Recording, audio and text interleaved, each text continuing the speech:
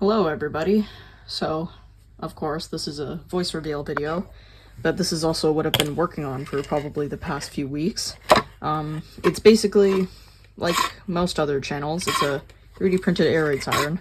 This one is specifically 8 to 12 port, so probably similar to that of a P50 or a Cyclone 120 or 125. But under here, we've got a simple DC motor along with two cables that connect to the switch, which goes on and off, and that connects to the power supply, which connects into a power outlet.